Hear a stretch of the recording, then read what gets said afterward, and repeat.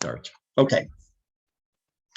Okay, I want to explain for those of you who do not normally come to this shiur. This is a weekly shiur for a number of years already on Sefer Kuzari. We're coming to the end of the book.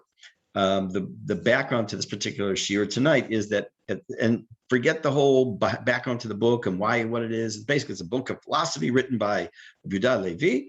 And near the very end of the book, the last topic in the book, and it's really one of the only times, it's a couple times dealt with through the book, but one of the only times in the book it deals with Aliyah and the difficulties. And the little light bulb went off in my head when I started talking about the difficulties of Aliyah, not modern terms of difficulties, but certain halachot that came up over the centuries and the whole topic of Mitzvat Yishuv Eretz Yisrael. So what I want to do is, look, I can make it simple. I could say it's a 13-second shiur. There's a mitzvah to make aliyah, have a nice evening. But that's a little bit, obviously, simplification. What I want to do is share with you a couple of terms, which we will not really talk about too much, but just you need to be aware of. And then get into the nitty-gritty. I'm going to have a source sheet on the screen. We're going to look at, well, first let's take a look at these terms. Let me do a screen share for that first. Okay, so Mitzvat Yishuv Eretz Yisrael. The first thing you need to know is that we know that there are different types of mitzvot. We have what are called ben adam lechavero, ben adam lemakom, between man and man, between man and Hashem, but also there are subcategories. And the subcategories are also called mitzvot kiyumiyot and mitzvot chiyuviyot. It should say chiyuviyot. Let me fix that right now. Okay. Which means as follows. A mitzvah chiyuvit, the second one, means it's a mitzvah I have to do. I have to put on tefillin, I have to keep Shabbat, you have to light Hanukkah lights, and those are things you have to do. Mitzvah kiyumit means that if you're in a certain situation that requires the mitzvah, then you do it. So for example, there is no mitzvah to buy a house that has a doorway to put a mezuzah. But if you have a house or renting a place that has a doorway with a door, then you have a mitzvah with a bracha to put up a mezuzah. So there's a question that even if you say that mitzvah of Aliyah is the mitzvah, there are those who will claim it's, and we're not going to get into this tonight, is it's only a mitzvah kiyumit, in quote. Meaning, if you live in Chutz Laretz, you don't have it. It's not like you're being mevatel, that you're not doing a mitzvah. But if you come to Israel, then you're doing a mitzvah. Others, I believe the majority, say that mitzvah, if you believe it's a mitzvah, then it's a mitzvah chiyuvit. Now, you'd be surprised to hear me say that if you believe it's a mitzvah. We're going to see this evening why I say that. So the question really boils down to, is there a mitzvah to make aliyah? And why do so many people seem to say there is not? Now, it's not that people, I'm not talking about crazy fanatic nut jobs who stand up with the president of Iran. And I'm not talking about them at all. I'm talking about the average, quote, normative Jew, whether they're Haredi, Dati Leumi, to the right of that, to the left of that, but we call religious, whatever that means, religious Jews. This is, for centuries, there's been the question, the issue of Aliyah to Israel. First of all, why is it called Aliyah? By the way, it's also very significant that we're doing this week, because this week, Parshat Lech Lecha, on the Jewish calendar in Israel, the Israel calendar, actually adopted this week as Shavuot, or Shavua Aliyot, and that today was what was called the Yom Aliyah in the schools. So, and I spoke 5 times in the last 2 days in school, in different classes about my Aliyah story. So it's very apropos that we're doing this tonight, for those of you in the United States or elsewhere this afternoon. I thought, first of all, it was a Yom Aliyah, not Shavua Aliyah. Well, we talk about Shavua. Yes, both. Which is only from tonight. Right. We start tonight in Israel. Zayin Cheshvan, we start saying Talamatar. Correct. Okay, let's move on. Also the Yom Aliyah. Right. Okay. Okay, so what we're going to do is look at 2 sides of one coin. We're going to start back in some older references, both in times of Gemara, in times of other poskim, and look at the topic of Aliyah, of whether or not there is a mitzvah, or maybe there is a mitzvah, but you don't have to do it for certain reasons. And then the flip side of, yes, of course, there's an Aliyah, there's a mitzvah, Yishuv Eretz Yisrael, and how do we deal with those that seem to say there isn't? So I'm going to go to screen share. I'm going to share with you as soon as I find it on my screen, show all windows.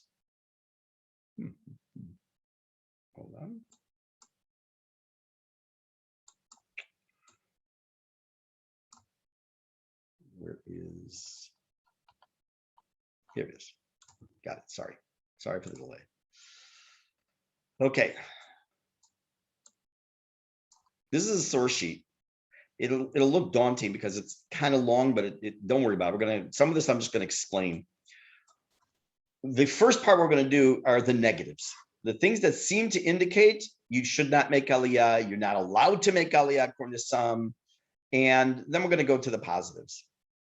Let's talk about, and many of these references are very well known, and they are quoted very often out of context by those people who say, there's no mitzvah Aliyah, wait till Mashiach comes.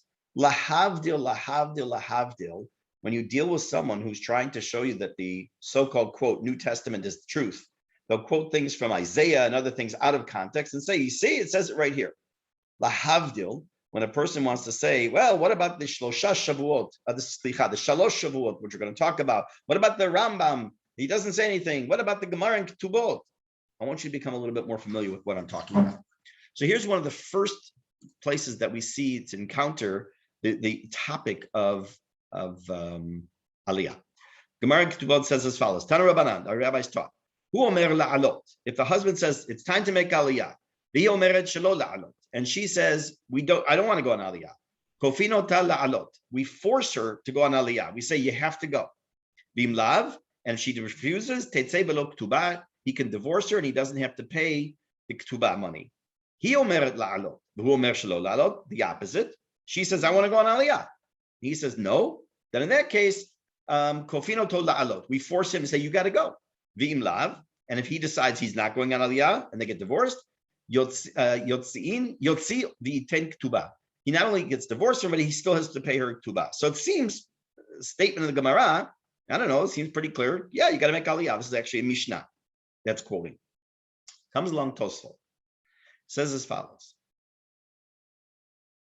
Omrim shedin ze eino noheg hayom. There are those who say that this halacha doesn't apply now. Now, this is approximately year 1200. Because it's very dangerous to go to Israel. What does that mean? They're quoting Rabbeinu Chaim. This is my little comment. Okay, the continuation of that same Tosfot says as follows.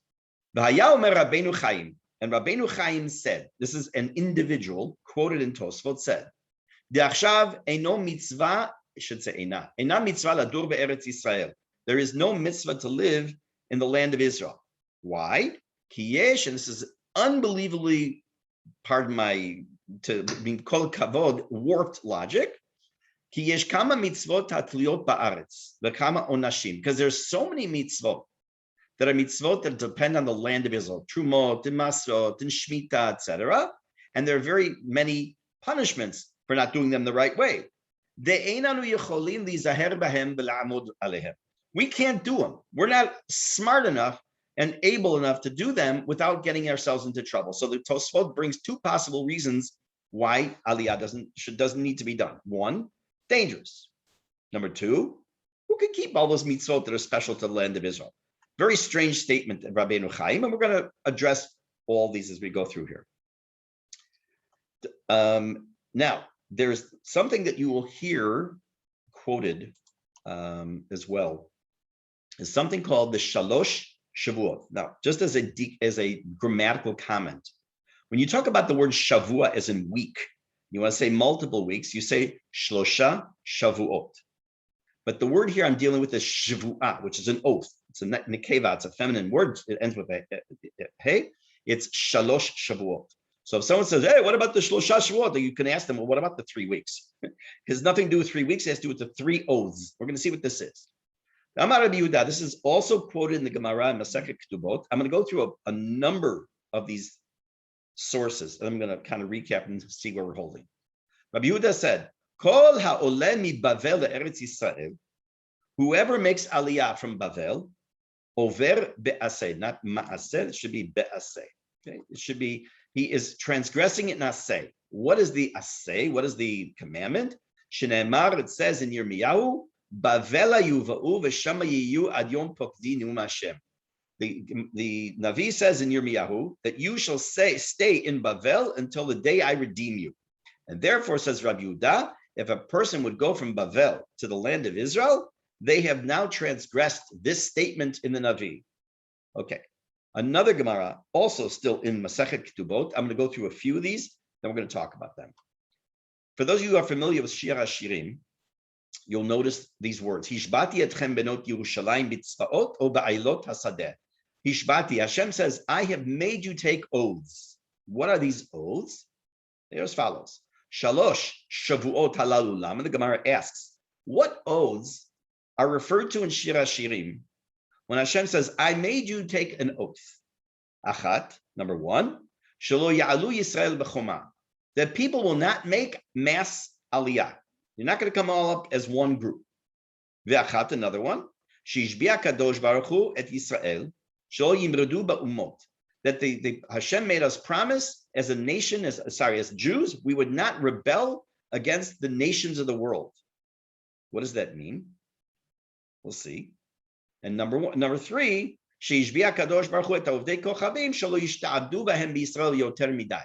that Hashem says, I made the non-Jewish world take an oath that they would not overly tax, I'm using the word not taxes as in money, but burden and cause problems for the Jews too much. So what is this going on? What does it mean? Shelo ya'alu Yisrael b'choma. Here was Rashi. Rashi explains, Yachad biyad chazakah. The first oath, according to Rashi's explanation, is that the Jews promised not, or were made to promise, they would not en masse come to Israel together in force. Hainu, sheyesh isur aliyah Eretz Yisrael yachdav uvekoach.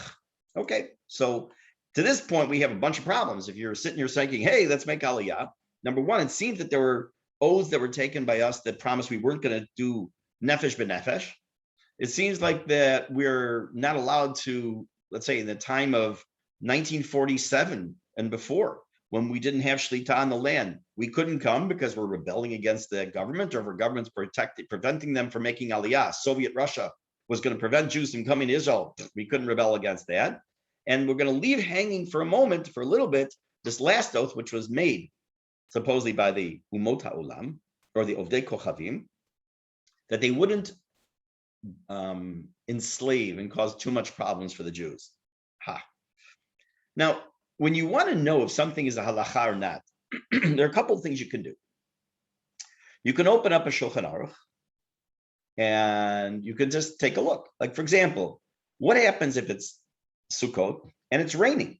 What's the halacha? What am I supposed to do? Do I eat in the sukkah? Do I not eat in the sukkah? How much is too much rain? What is not considered? What if I started eating outside and I go inside? Do I have to go back?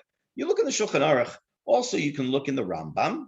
The Rambam, who codified, was the first person to codify halacha in Jewish history. And you specifically can even look in the Sefer HaMitzvot. Sefer HaMitzvot, there are many people over the centuries who made a list of what are the 613 mitzvot. You know, some of you might think that everyone agrees exactly which ones are the 613. The vast majority are agreed to, but there are many, many different versions as to what is a mitzvah and what is not a mitzvah. So one of the things you would probably want to look at is, what does the Rambam say? Is there a mitzvah? Look at Daled. The Rambam in Sefer HaMitzvot. Hishmit et mitzvat Yishuv Eretz Yisrael. The Rambam left out the idea that there's a mitzvah to make Aliyah. I mean, it would seem to be kind of crystal clear at this point, at least to the Rambam. You didn't even say there's a mitzvah here. You got the Gemara in Ketubot that says, or the pasuk in Yirmiyahu, got to stay in the Chutz La'aretz. You got the Shalosh Shavuot. You have the Rambam not saying anything yet about Aliyah. It doesn't say it's a mitzvah. You see the Megillat Esther here? It says Megillat Esther. Okay, let's see what he says. Nirali, he's a commentary on the Rambam. It seems to me, Kima shelo mena'a haravu lefi mitzvat Yerushata haaretz v'shivata lo hanahaga rak b'mei Moshe v'Yoshua v'David.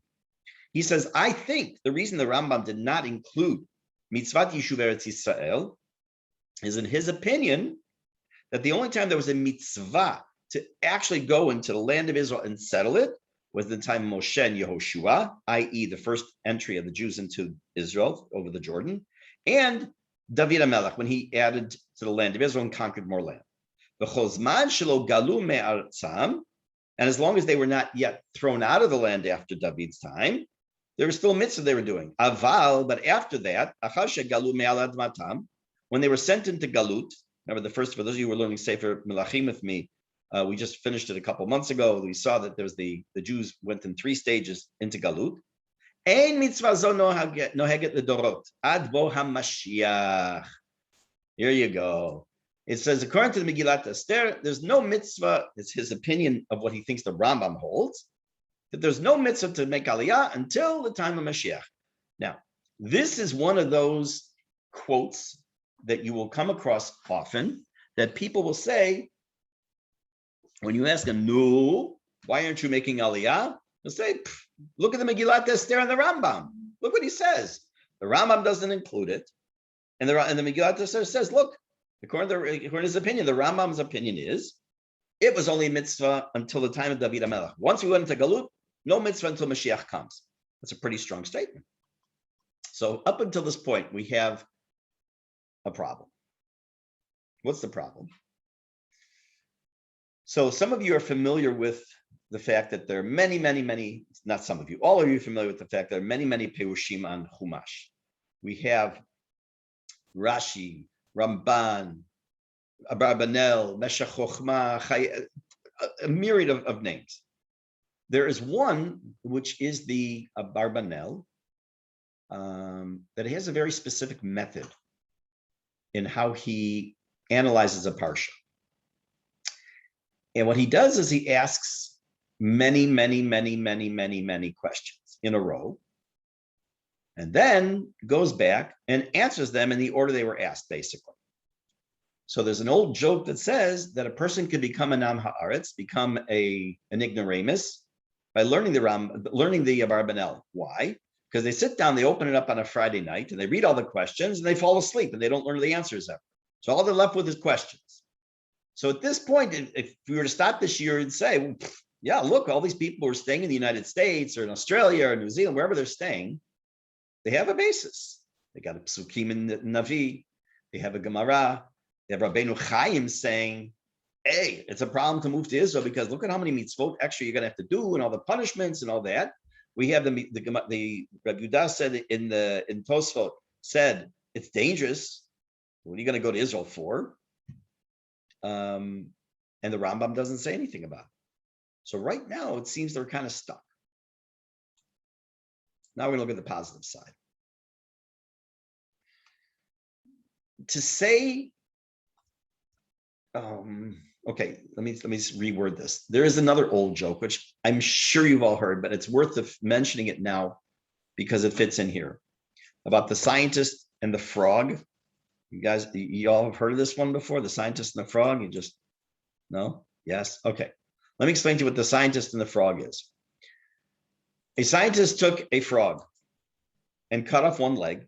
Sorry, before he cut off a leg, he said jump. And the frog jumped, 1 meter. Cut off one leg and then said jump. And it jumps a 0.5 meter. Cut off the third leg, the second leg. He says jump, jumped a 1/4 meter. He jumped, cut off another leg, jump whatever jumped. He cut off the last leg and said jump, jump. It didn't jump. Conclusion, frog with no legs is deaf. You can come to that conclusion, a similar conclusion, by looking at this Rambam here. You look at this and the Megillat Esther, and you can come to the wrong conclusion that in fact, the Rambam seems to indicate by his silence, there's no mitzvah of Aliyah. But you'd be wrong. So let's take a look at some of the ways we're going to look at the Rambam in two or three halachot, and then a commentary of the Ramban, which becomes also very famous. If you have ever heard a shiur on the topic of Aliyah, the names you're going to hear are the Megillat Esther, the Rambam, Rabbeinu Chaim, Rabbi Yehuda. You're going to hear something of Rav Kook, the Pasuk Bavel Yuv'u, the Shalosh Shvuot. These are all, I'm not being mechadesh anything here. This is nothing new. This is just a compilation of information to kind of put it together in some semblance of order. In the Rambam, we find clearly that he holds there is a mitzvah to make Aliyah. This might sound familiar to you. It says to us as follows, in Hilchot Ishut, Amar ha'ish la'alot le'eretz Yisrael v'hi ina rotza tetzei belo k'tuba shehakol ma'alin le'eretz Yisrael. What does this mean? He's quoting almost verbatim, but not verbatim, the Mishnah, which we started this evening with. And that is, he said, if a man says he wants to make Aliyah and she doesn't want to go, he can divorce her and doesn't have to pay her ketubah. Why? Shehakol ma'alin le'eretz Yisrael. Right now, I'm just going to loosely translate that as everyone has to make Aliyah. Okay. It's not exactly what it means, but we're going to say that. So in the halachot of husband and wife, hilchot Yishuv, he says that. Hilchot avadim, this over here. Eved shamar la'alot le'eretz Yisrael. What happens if a slave, a Jewish slave, says to his master, I want to make Aliyah. Kofin et rabo la'alot imo. He can force his master to make Aliyah with him. V'din zeh b'chol zman. This applies at all times. Afilu bizman hazeh sha'aretz biyad akum.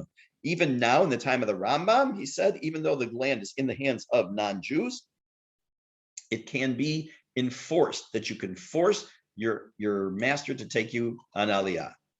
Now, here's something that will surprise you. The Rambam says something amazing in Hilchot Shabbat. Before I show it to you, what would happen? Let me take this off screen share for 1 minute. What would happen if you lived in Chutz La'aretz and someone comes to you on Shabbat afternoon and says, you're not going to believe it. You're not going to believe this. The person who was going to sell you the property in Israel, this non-Jew was going to sell you his property in Israel. He wants to sell it to you. You can buy it only if you get it today on Shabbat. You have to buy it. Now you know that business is asur on Shabbat. You can't sign. So what do? So you're caught, as they say, betwixt and between. What's the problem? On the one hand, you have the isur, of course, of business writing on Shabbat. On the other hand, you have potentially a mitzvah of Yishuv Eretz Yisrael. Look what the Rambam says. If you are going to buy a house from a non-Jew, mutar lo lamar lenochri lichtov lo shtar b'Shabbat. On Shabbat, you can tell the goy to write a document. You can tell him to sign his name for his part as well. Shamira lenochri b'Shabbat asura midivrehem, because telling a non-Jew to do an action on Shabbat is, quote, only derabanan. It's called a shavut. Umishum Yishuv Eretz Yisrael lo gazru b'davar zeh. And because of the magnificent, I'm adding these words, important mitzvah of Yishuv Eretz Yisrael, they did not make they don't prevent you from having the goy sign on this document today. Meaning you can close the deal from the non-Jew side. He can actually write up the document and sign it. He's willing to sell it to you, and Mutzash you sign it, even on Shabbat. Now, you'll notice the words he says. Umishum Yishuv Eretz Yisrael lo gazru b'davar zeh. How does that work out with this statement that is not a statement, this fact, that the Rambam doesn't mention Yishuv Eretz Yisrael as a mitzvah? What's going on here? Okay, so that's what I put in here. So if all these point to the Rambam that he held that it is a mitzvah to make Aliyah, why is it not listed? We're going to talk about Rav Kook. This is a statement from Rav Kook, but he's actually quoting the Ramban. Rav Kook, שהסביר זאת על פי הרמב"ם, שנה ברמב"ם, שהיא רמב"ן, he fixed that. Whoopa. Okay, you'll just take my word for it. The Ramban, בשורש הרביעי. The Ramban and his commentary of the Rambam, this is Nachmanides commenting on Maimonides, has certain statements that he makes about the Rambam's rules. How the Rambam, first of all, how did he decide what the halacha was? I mean, if you learn Gemara, even if you don't, you're aware of the fact that there are hundreds and hundreds of thousands of disagreements in the Talmud, 2,711 pages filled with plenty of disagreements. So how did he decide who was right? And he made the halacha. That's one thing. So the Ramban gives us how the Rambam came up with his decisions. It talks about the structure. The Ramban talks about many things, but he talks about something called the Shoresh HaRevi'i, or the fourth root, or the fourth principle. She'eno moneh mitzvot klaliyot. Let's understand what that means. I'm going to read a couple lines and then I'll explain. Mitzvat Yishuv Eretz Yisrael zo mitzvah klalit. Okay. What is a mitzvah klalit? Mitzvah klalit is an overarching mitzvah. It doesn't say, let me change that. It's an inclusionary mitzvah, a general mitzvah. The reason the Rambam doesn't have to say make Aliyah is because we have mitzvot that we can only do here in Israel. The reason the Rambam doesn't have to say that the person can divorce his wife and not have to wear the ketubah is because it's subsumed already under the general requirement of making Aliyah. Let's take a look at the words of the Rav Kook. We're starting from here. V'nireh shekavanat harav lomar achat mishtayim. O shezo mitzvah shemechila betocha mitzvot rabot. Either what the Ramban means is that it is a mitzvah that includes many mitzvot under it, that the general topic is Yishuv Eretz Yisrael and has many subcategories. Hainu, kol ha-mitzvot hatluyot ba'aretz. So maybe he doesn't, what he says, it's a general mitzvah. He's, look, I gave you mitzvot, right? You have Truma and Maser and Shemitah. How else are you supposed to do them? You can't do them in Chutz La'aretz. Of course you have to live in Israel to do those. That's one approach. Oh, shekavanato af yoter mikach, that his intention is even more so. Kedivrei Ramban, like Ramban says in Dvarim, sheikar ha-mitzvot kulo ba'aretz. Now, you can get yourself into good trouble quoting a couple words from Ramban and the Kli Yakar, although the Kli Yakar is not here. The Ramban says that the main place to do mitzvot is the land of Israel. Kli Yakar goes further, if I remember it was Kli Yakar, goes further. Says that the mitzvot in Chutz La'aretz are practice. That the real place of doing mitzvot is only in Israel. Now, that's why I say you get yourself into trouble when you say something like that. And I'm not saying, I'm just telling you what these Gedolim say. But what the Rav Kook is saying is that what the Ramban says in Shoresh HaRevi'i, that the reason the Rambam does not include Mitzvat Yishuv Eretz Yisrael is because it's a mitzvah klalit, is either because it's the general rule, and therefore he doesn't have to say that because you have so many mitzvot you can only do here, so obviously it's a mitzvah to get there to do them, or it's because in general, when he says the mitzvah klalit of Yishuv Eretz Yisrael, is because that's where you mainly do mitzvot. Over else, it's secondary. Chmoshe katav Rashi v'kibel chizuk l'askama min haRamban af lachar shetigluha mitzyanin b'mitzvot anichu tefillin. Okay, I'm not going to get to that. Okay. The Avnei Nezer, who lived in the 1800s, who was a big posek in Poland, makes a magnificent statement. He gives another reason. Mitaretz. Shemitzvat Yishuv Eretz kelulaha b'mitzvot hacharein tacharimam. Fisha mitzvah zo atzma hine chelek mikibush haaretz. When Bnei Yisrael are in the desert, they're given a mitzvah, you shall surely destroy them, or you shall surely take the spoils. A few ways of looking at that pasuk. That is not, remember we saw one opinion that said, well, up to the time of David, there's a mitzvah Yishuv Eretz Yisrael, but once we went to Galut, Avnei Nezer says very strongly, no. It's a perpetual mitzvah that we have to take shlita over the land. She'im hishlimu shiv'at amamim v'azvut ha'aretz mashlimim atem. That if they leave the land, which they did, because we drove them out eventually, then we have to fill it in. We take over. I'm going to read this quickly and see if I'm going to go into it. Okay, I'm not going to go into that. Okay.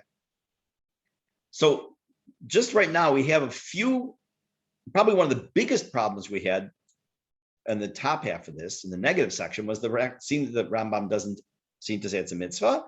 Now we've gone to the point where we've explained why it is, according to the Rambam as well. Either it's because we see it included where he mentions it as a by the by with certain mitzvot, such as the Gitin and an Eved and a couple other places, or as the Ramban says in Shoresh Revi'i, that it is a mitzvah klalit and is the umbrella mitzvah for doing all the other mitzvot hatliyot ba'aretz. But we still have a couple problems. What about? Remember we said we have Rav Yehuda. Rav Yehuda in the Tosfot right at the beginning here.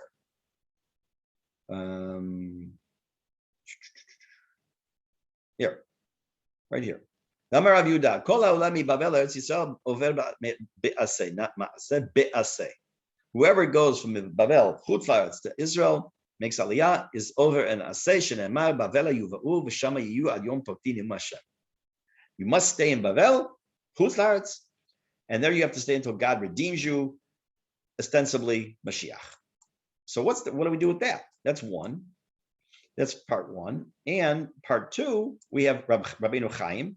Rabbeinu Chaim said, what are you talking about? You go there, and there's just so many mitzvot there you can do, you're going to get messed up. What about that? So we have the Pa'at HaShulchan, says as follows, Shekol HaMorim shalu Eretz Yisrael chilku al Rav Yehuda. V'chen halacha shelo k'Rav Yehuda. Rav Yehuda, and we're going to see this also when it comes to Rabbeinu Chaim, was a da'at yachid. What's a da'at yachid? Is an opinion, is a standalone opinion. It was his opinion. Nobody else agreed with him. Tosfot quotes it. Or the Gemara mentions it. No one brings it to the halacha. It's not mentioned anywhere. So again, you're pulling something out of context when you quote a Gemara and says, this is the halacha. This is why you don't have to go to Israel. HaKadosh Baruch Hu, now the Abnei Nezer. Listen to what he says. HaKadosh Baruch Hu potech b'fanenu et haderech kedei shenuchal la'alot. Hashem, remember, he's writing this way before the birth of the state of Israel. This is about 100 years before the state of Israel is born. That Hashem is opening for us the road, the way to the land of Israel to go on Aliyah. V'noten bi'adeinu lahakim medina. And he's putting the ability in our hands to establish a state. Bayuchalko Yehudi la'alot la'aretz. With giving the ability of every Jew to make Aliyah. Lelok shayim, without any problem. Well, dreamer. Hayesh yom pekida gadol mizeh? Is there any greater pekida than that? Meaning it said, what did the pasuk say? Bavela yuv'u, v'sham yu ad yom pokdin u'mashem. Let me go back to, I could take a look at the pasuk. You have to stay in Bavel. I'm right over here. Ad yom pokdi, to the day I remember you, the day that Pekuf Dal has many, many meetings, but let's just say remember you. Or I remember you to do something for you. He says there's no greater pikuda or pikida than Hashem opening the roads for us and enabling us to make Aliyah. And again, this is before or approximately the early days of Bilu, Beit Yaakov L'Chul V'Nelcha, and the first wave of Aliyah. This is leading into that time period. It says, Im yutan reshut lechulam yichashev pikuda. If permission is granted, that is the eighth pikudah. That's not Mashiach coming. He says it doesn't have to be the Mashiach. It has to be the time when it looks like Hashem is saying, Higia Azman, time to go. What about Rabbeinu Chaim? Rabbeinu Chaim says in Tosfot, no, there's no mitzvah. It's dangerous. Maharit, another posek. He says as follows. He wrote about Rabbeinu Chaim, Vehagat Talmidhi velo asmachta hi klal. I'll explain this, but I will tell you, a person has to have very, very, very broad shoulders to say this kind of a statement. He says it's a printer's error. Rabbeinu Chaim may never have existed. Rabbeinu Chaim would never said this if he did exist, and you cannot rely on this at all. Period. Maharitas very much had many tshuvot he wrote about making Aliyah. Ta'amosh Rabbeinu Chaim shechayom ein mitzvat Yishuv Eretz ki yesh kama mitzvot atiyot ba'aretz v'chama unashim she'en anu yocholim lizaher behem v'lamod alehem. So here's what the Maharit says. He said that the statement Rabbeinu Chaim made that there's just so many mitzvot and how can we expect to be able to keep them without getting ourselves into trouble? He says it doesn't hold water. Ha'im ma'alat Eretz Yisrael hina rak biglal mitzvot atiyot ba'aretz. He says, is that the only reason we come to Israel? It's just because we can keep Shemitah and take Trumot and Masrot? There's an independent benefit for a Jew being at home in Israel. Yes, there's additional benefits. And of course, the mitzvot that we cannot do in Chutz La'aretz that we can only do here in Israel. But it is not in any way, shape, or form a reason to say there's just that. Now, if the one way I think you can prove it, that he probably never said this, is he should also tell us not to keep Shabbat. I mean, I have a friend who once told me he doesn't think he's ever kept Shabbat properly, and he grew up religious. and he's still religious after almost 70 years. I never kept Shabbat. I said, what do you mean? He says, if you really think about it, I probably made a mistake every single week. So according to the mindset of Rabbeinu Chaim, don't keep Shabbat because look what you're going to screw up. Don't bother. Why bother putting yourself? Don't wear tzitzit because maybe, which by the way is a mitzvah, ki you meet. There's no mitzvah to buy the beged and put tzitzit and put it on. But if you have a beged, you have to put them on to wear it. But don't bother putting on tzitzit because what might happen? You might end up if you get torn and you won't even realize that the tzitziot tore. And you're wearing a beged with 4 corners. It has no tzitziot. Isur d'oraita. Don't eat because you might eat something treif, God forbid. I mean, it's truly a ridiculous statement, and more than likely it was never made. Okay, now the last topic of this, the negative that we have to counter, is this topic of the Shalosh Shavuot. Some of you are familiar with Rav Soloveitchik, the Rav Zatzal, gave a very famous talk called Kol Dodi Ofek. Books written about it, papers written about it. And he discusses the topic of the Shalosh Shavuot. And in there, I'm not going to give that speech. I actually gave a modern version of his talk based on something I heard from Rav Aaron Adler Shlita many years ago. I almost quoted I called him up when I was still in Chicago. I called him up and asked him for permission to quote him and almost verbatim read his speech to everybody. It was more of a modern updated version of the Kol Dodi Dofek. The thrust of Kol Dodi Dofek was the mitzvah of making Aliyah, he didn't come to Israel make Aliyah. And how do we deal with the Shalosh Shavuot? So we're going to just for a minute, take a look at this. The first was we're not going to, we can't go without Reshut. Okay? What does that mean? Well, we have quote unquote received Reshut, if you want to put it that way. The United Nations, a legal body, which no longer is, but back then, a legal body told the Jews that they have a right to a homeland. We had the Balfour Declaration of other things that, in spite of the fact that the Arabs didn't want us, what does Rav Kook tell us? Ki kinyan kibush milchama oseh ta kovesh la'adon haaretz. Ma she'itnagdu mot ele be'um la'akamat ha'medina. The fact that there are some nations that were against us establishing our own nation in the United Nations, batla da'atam, they're batel, they're insignificant. Al pi ha'takanon shel ha'um, meaning majority ruled, and the majority voted that there should be a homeland for the Jewish people.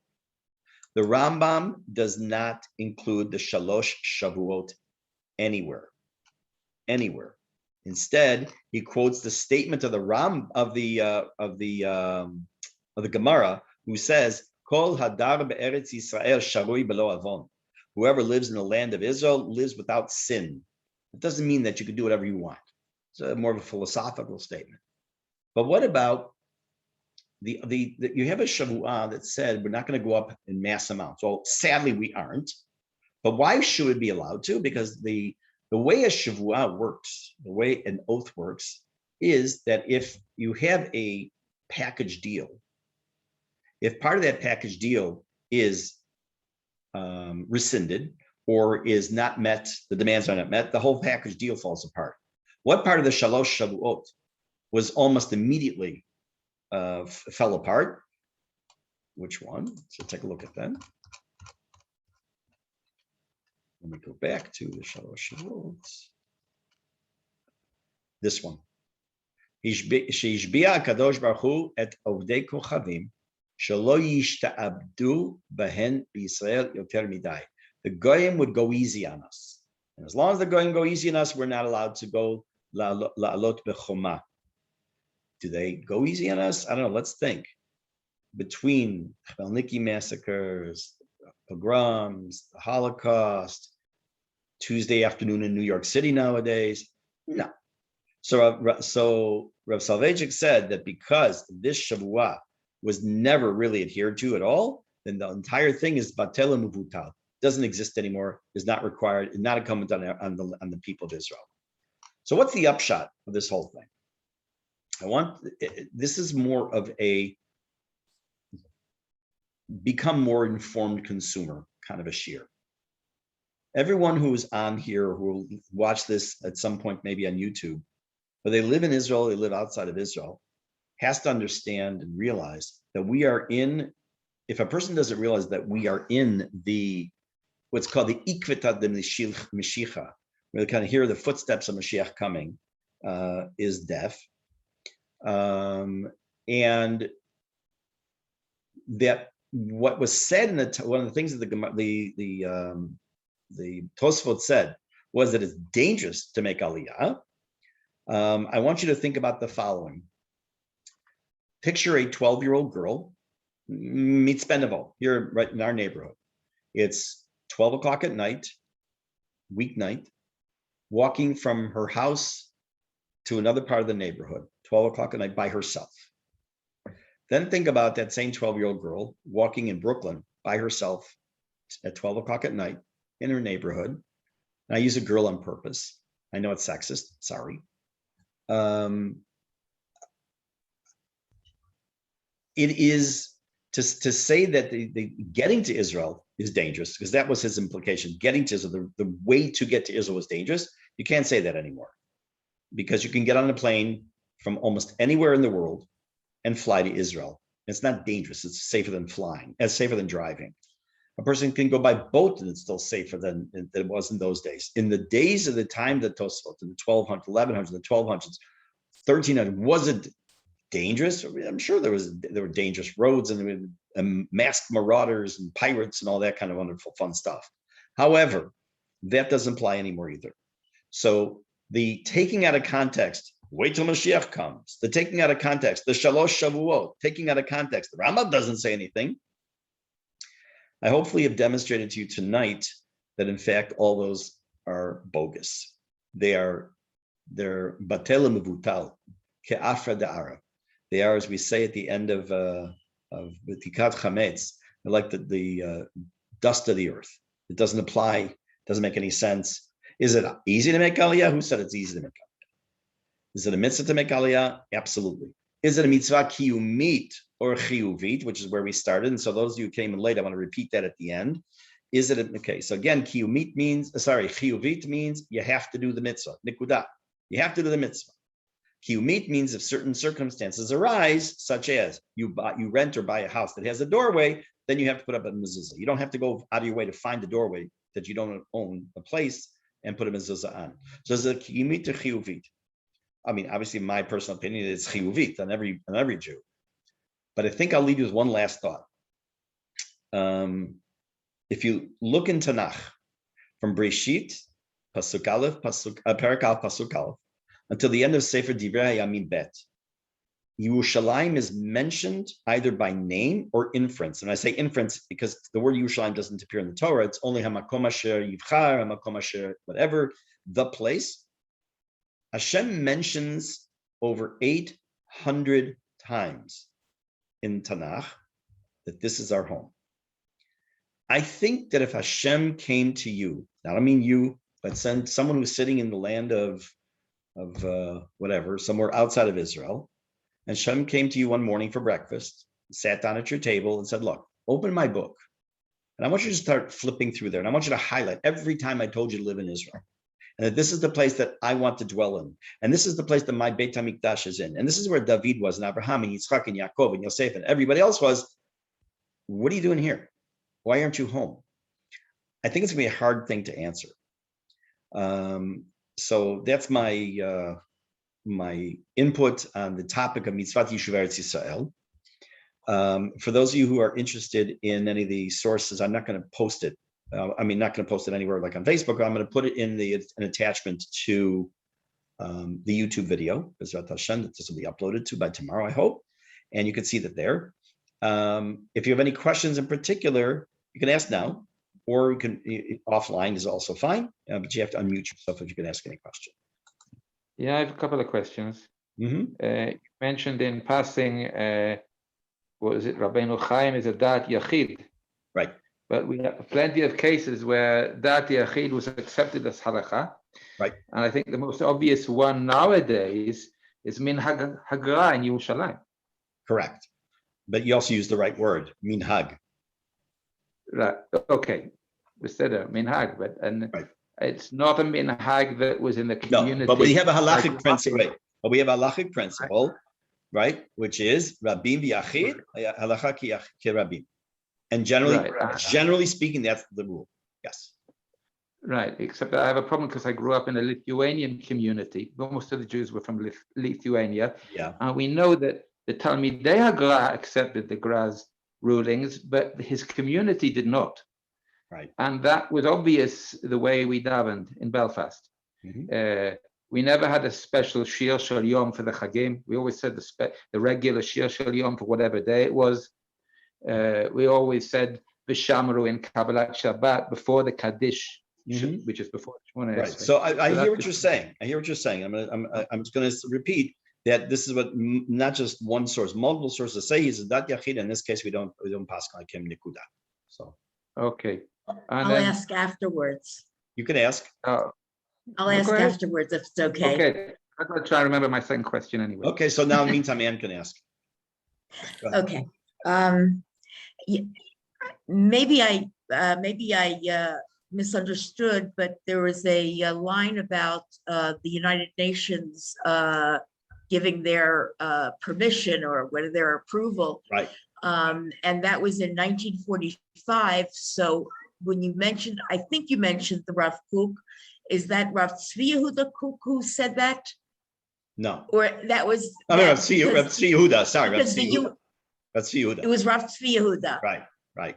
Because the Rav could not have done that. Okay, that's well, maybe it was a Navi. I don't know. Right. It was Rav Tzvi Yehuda. That's correct. No argument in any way from anything that you've said. Yes, your koach gadol. Thank you very much. But the partition vote was in 47, not 45. Right, 47, November 1947. November 29th. Of 10th November. Right. It's funny, there was a speaker Thank here you. a number of years ago, it came for Shabbat in Pnei Shmuel, who got up and he was talking about, and he said, okay, Kaftet in November. Ma'aya tarikh ha'yehudi. He said, what was the Jewish date? Everyone goes like, right. Yeah, okay. Anyways, okay, I actually need to cut this short now. If you do have any other questions, please do not hesitate to send me a message. In the meantime, I will post the link to the video, Bezrat Hashem, and if you have questions, let me know. Have a wonderful evening. Thank you, Rabbi. Thank you.